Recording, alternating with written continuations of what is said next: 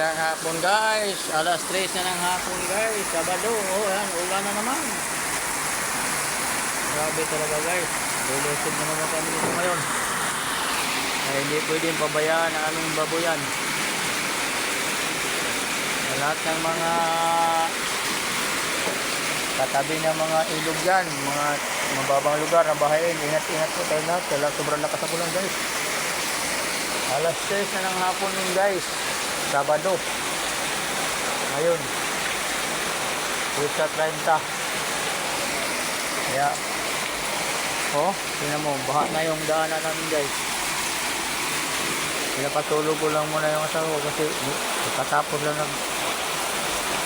nanahi. Isa lang yung anggulo lang guys, yung pinapakita ko sa inyo nung una. Pero hindi ganito kalakas ang ulan. Ngayon time na yun talaga malakas. Sobrang lakas Kaya guys, ingat-ingat po tayong lahat.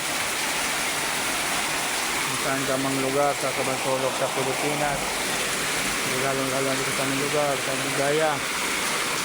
Ibang panin ng mundo, sa panin ng Pilipinas. Ingat po tayong lahat. Lulusok na ang ulan.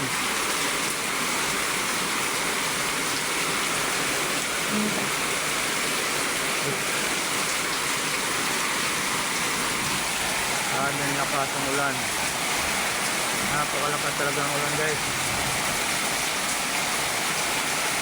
Akyat tayo dun sa taas. Kaya baka walang sarada, hindi na sarada yung bintana sa third floor.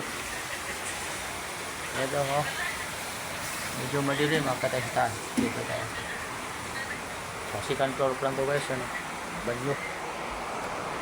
Akyat tayo dito. Sa third floor. Naku. Guys,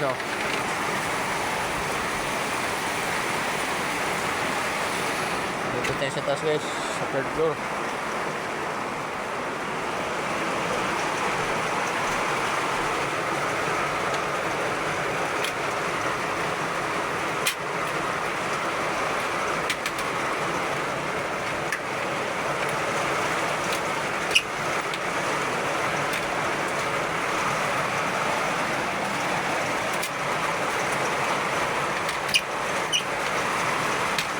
Buksan guys.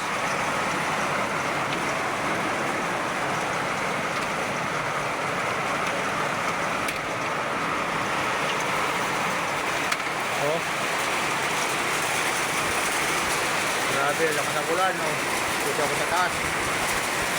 Mag-ingat po tayo lahat guys. Kita nyo naman sa lakas. Kaya bye na guys.